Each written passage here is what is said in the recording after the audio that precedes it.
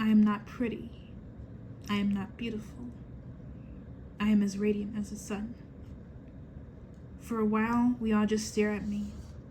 Oh, Cinna, I finally whisper. Thank you. Twirl for me, he says. I hold out my arms and spin in a circle. The prep team screams in admiration.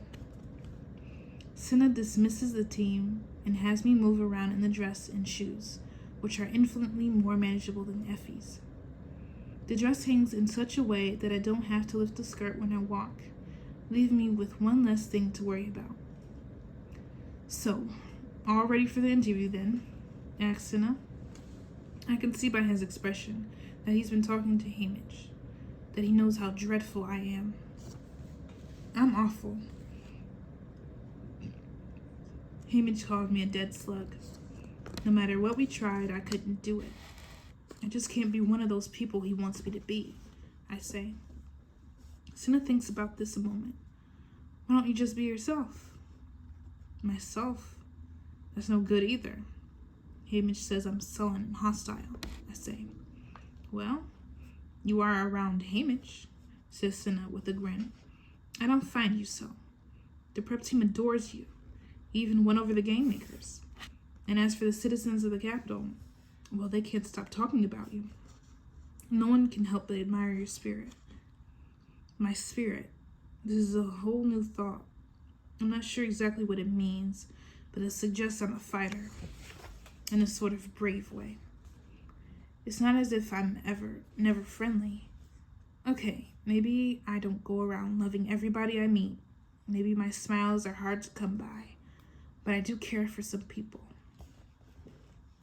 Cinna takes my icy hands in his warm ones.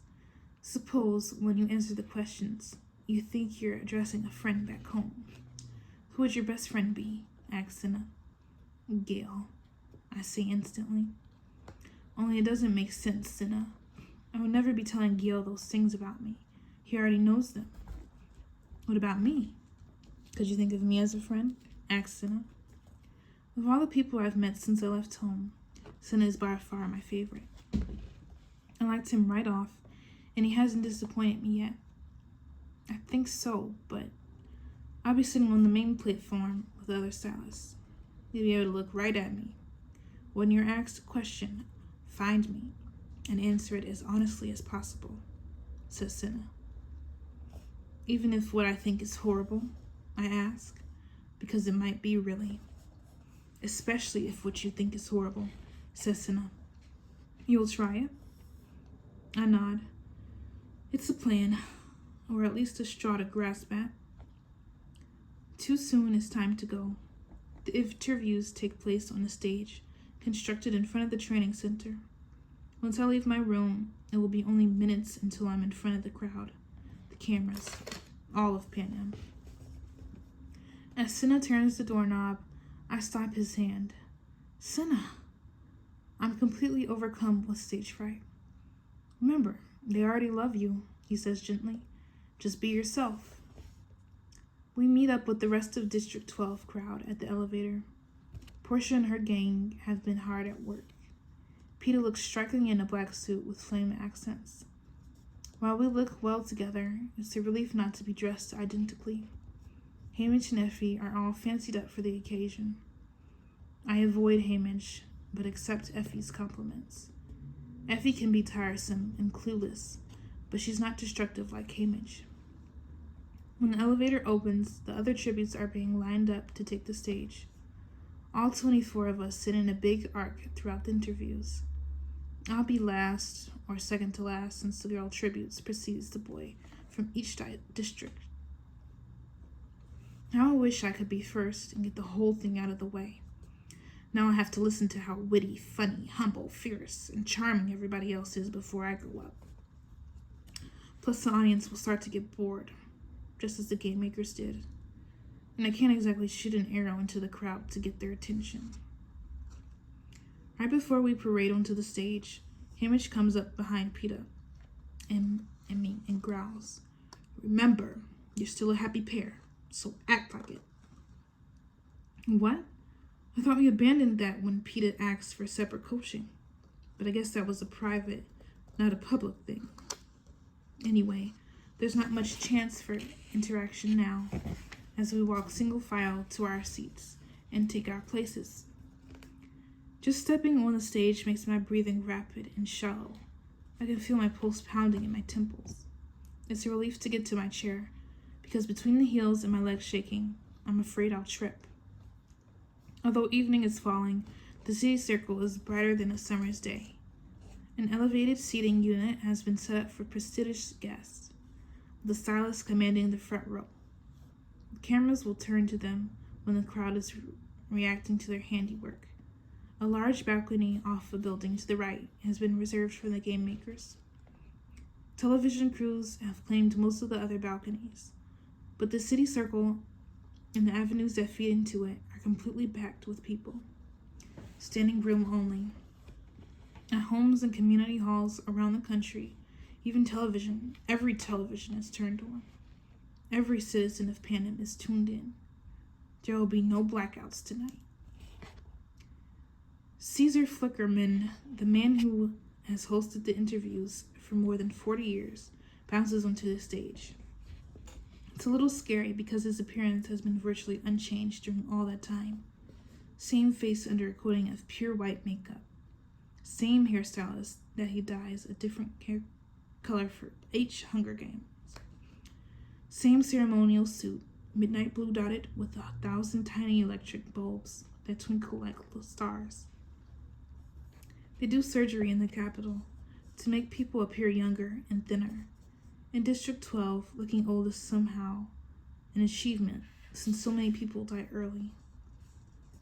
You see an elderly person, you want to congratulate them on their longevity, ask the secret of survival. A plump person is envied because they aren't scraping by like the majority of us. But here it is different. Wrinkles aren't desirable.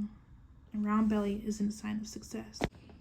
This year, Caesar's hair is powder blue, and his eyelids and lips are coated in the same hue. He looks freakish, but less frightening than he did last year, when his color was crimson and he seemed to be bleeding.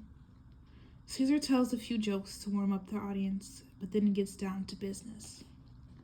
The girl tribute from District 1, looking provocative in a see-through gold gown, steps up to the center of the stage to join Caesar for her interview.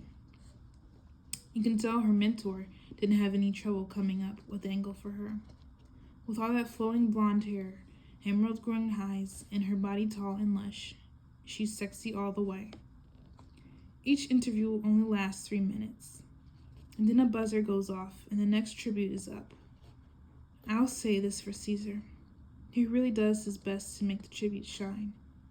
He's friendly, tries to set the nervous ones at ease, laughs at lame jokes, and can turn a weak response into a memorable one by the way he reacts.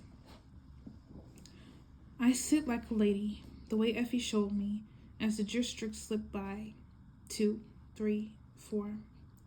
Everyone seems to be playing up some angle. The monstrous boy from District 2 is a ruthless killing machine. The fox-faced girl from District 5, sly and elusive. I spotted Cinna as soon as he took his place, but even his presence cannot relax me. 8, 9, 10. The crippled boy from 10 is very quiet. My palms are sweating like crazy, but the jeweled dress isn't absorbent, and they skid right off if I try to dry them. 11. Rue, who was dressed in a gossamer gown, complete with wings, flutters her way to Caesar. A hush falls over the crowd at the sight of this magical wisp of a tribute. Caesar's very sweet with her, complimenting her 7 and a draining. An excellent score for one so small. When he asks her what her greatest strength in the arena will be, she doesn't hesitate. I'm very hard to catch, she says in a tremulous voice. And if they can't catch me, they can't kill me, so don't count me out. I wouldn't in a million years, says Caesar encouragingly. The boy district tribute from District 11, Thresh, has the same dark skin as Rue, but the resemblance stops there.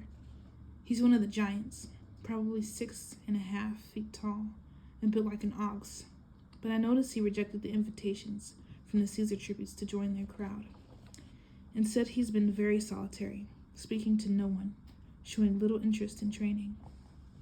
Even so, he scored a 10, and it's not hard to imagine he impressed the game makers. He ignores Caesar's attempts to banter, and answers with a yes or no, or just remains silent. If only I was his size, I could get away with sullen and hostile, and it would be just fine. I bet half the sponsors are at least considering him. If I had any money, I'd bet on him myself. And then they're calling Katniss Everdeen, and I feel myself, as if in a dream, standing and making my way center stage. I shake Caesar's outstretched hand, and he has the good grace not to immediately wipe his off on his suit. So, Katniss, the capital must be quite a change from District 12. What's impressed you most since you arrived here? Asked Caesar. What? What did he say? It's as if the words make no sense. My mouth has gone as dry as sawdust. I desperately find Cinna in the crowd and lock eyes with him. I imagine the words coming from his lips. What's impressed you most since you arrived here? I racked my brain for something that made me happy here. Be honest, I think. Be honest. The lamb stew. I get out. Caesar laughs, and vaguely I realize some of the audience has joined in. The one with the dried plums? Asks Caesar. I nod. Oh, I ate it by the bucketful. He turns sideways to the audience in horrors, hand on his stomach. It doesn't show, does it? They shout reassurances at him and applaud. This is what I mean about Caesar. He tries to help you out. Now, Katniss, he says confidently. When you came out in the opening ceremonies, my heart actually stopped. What did you think of that costume? Cinna raises one eyebrow at me. Be honest. You mean after I got over my fear of being burned alive? I ask. Big laugh. A real one from the audience. Yes, start then, says Caesar. Cinna, my friend. I should tell him anyway. I thought Cinna was brilliant, and it was the most gorgeous costume I'd ever seen, and I couldn't believe I was wearing it. I can't believe I'm wearing this either. I lift up my skirt to spread it out. I mean, look at it. As the audience oohs and ahs, I see Cinna make the tiniest circular motion with his finger, but I know what he's saying. Twirl for me. I spin in a circle once, and the reaction is immediate. Oh, do that again, says Caesar. And so I lift up my arms and spin around and around, letting the skirt fly out, letting the dress engulf me in flames. The audience breaks into cheers. When I stop, I clutch Caesar's arm. Don't stop, he says. I have to. I'm dizzy. I'm also giggling, which I think I've done maybe never in my lifetime.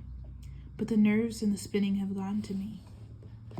Caesar wraps a protective arm around me. Don't worry, I've got you.